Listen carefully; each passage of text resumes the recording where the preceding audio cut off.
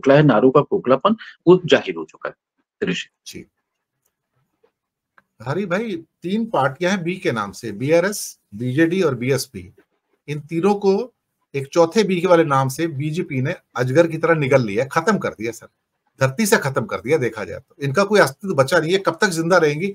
BRS की जैसी party जो 35% पे थी, गिर के 16% पे आ गई, नामो निशान निकाल दिया सर, शून्य पे आ गई वो। बीएसपी का नामो निशान मिटा दिया। उसके बाद बीजेडी, नवीन बाबू जिसे समझते रहे कि मैं मतलब बहुत घनिष्ठ मित्र हूं, उसी घनिष्ठ मित्र को जाके वाट लगाई उन लोगों ने सर। इस लायक नहीं छोड़ा कि एक सीट मिल सके। जिसके साथ जाते हैं उसी को निकल जाते हैं सर, जिसके साथ। मुझे लगता है कि 2 नई बहुओं को थोड़ा सावधान रहना चाहिए। लेकिन एक हमारे दर्शक लिख रहे हैं कि ये बुढ़ापे में 2 नई बहुएं आ गई है, मोदी जी परेशान हो जाएंगे, बुढ़ापे में क्या जरूरत थी नई बहुएं लाने की। तो हरी भाई ये भी एक कमेंट आ रहे हैं जी। सर देखिए, जहां तक मायावती की बात है, तो इस चुनाव में अगर किसी की ताकत घटी है वो मायावती की घटी है। मायावती सीटों में तो 0 ही है, वैसे भी उनको जो वोट प्रतिशत दिखाई दे रहा है, जिस पर विश्लेषक ये कह रहे हैं कि मायावती का वोट प्रतिशत वहीं का वहीं है, जस का तस है, इंटैक्ट है। 9% है, 9% है, दहाई में भी नहीं पहुंचा शंकर जी, दहाई में भी नहीं पहुंचा। 9% है, पहले 13% था सर, 13 से गिर के 9 पे आया। जो है भी सुनील जी, जो है भी वोट प्रतिशत उनका बचा भी हुआ है, जो वो भी उत्तर प्रदेश में आप ऐसे, उन्होंने जो सोशल इंजीनियरिंग की है, जैसे त्यागी जी उन्होंने खड़े किए मेरठ में, तो उन त्यागी जी का बड़ा योगदान है। उन्हें 60-70-80 हजार के आसपास वोट मिला है, बड़ा वोट मिला है। ऐसी मुजफ्फरनगर में प्रजापति को मिला है, ऐसी और सीटों पर मिला है। आप देखिए चंद्रशेखर यादव वहां जीत गए, कोई ये नहीं कह रहा था चंद्रशेखर यादव जीत जाएंगे। मैंने बार बार कहा कि चंद्रशेखर यादव वहां पर क्लियर विक्ट्री की तरफ जा रहे हैं।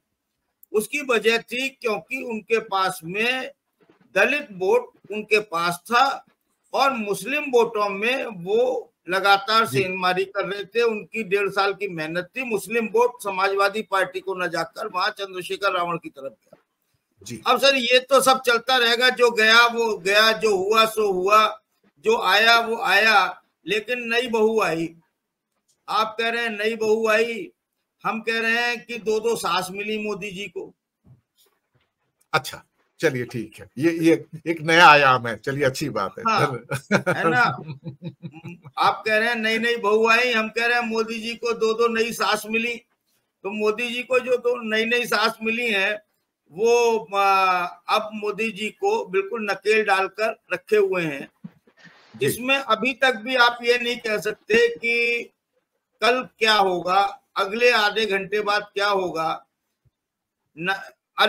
अमिताभ भाई ने बताया कि स्टालिन से और ममता से बहुत अच्छी दोस्ती है और एनडीए की बैठक में आने से पहले स्टालिन और चंद्रबाबू नायडू की मुलाकात हुई है। उनमें शुभकामनाओं का आदान प्रदान हुआ है और ऐसे समय में शुभकामनाओं का आदान प्रदान जब होता है तो बड़ा खटका है। ऐसा तो नहीं स्टालिन ही मध्यस्थों बीच में, आप कह नहीं सकते हैं।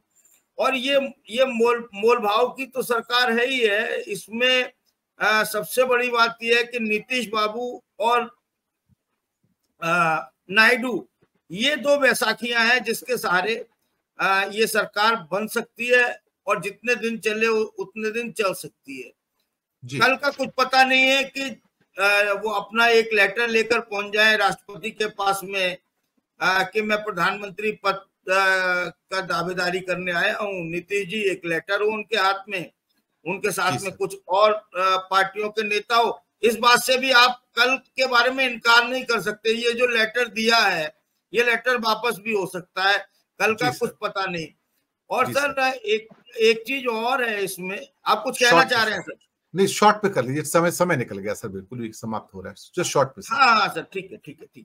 तो अब सर ये दोनों नेता जो हैं, ये अपनी वो तो इनका हो ही गया है शॉर्ट जो है। और मल्लिकार्जुन खड़गे ने भी इधर कह दिया है कि इंडिया गठबंधन सरकार पलटने में नहीं हिचकेगी। और ये भी कह दिया है कि हम बीजेपी सरकार के विपरीत जनादेश को साकार करने के लिए उचित समय पर उचित कदम उठाएंगे। तो इसका सीधा सा अर्थ ये है कि ये अभी पिक्चर बाकी है और नई सास जो है वो क्या गोल खिलाएंगी, बहू को कितने दिन घर में रखेंगी, पता चलेगा। सुनील शुक्ला जी, आप एक ऐसा आंकड़ा पेश करने जा रहा हूं जो शायद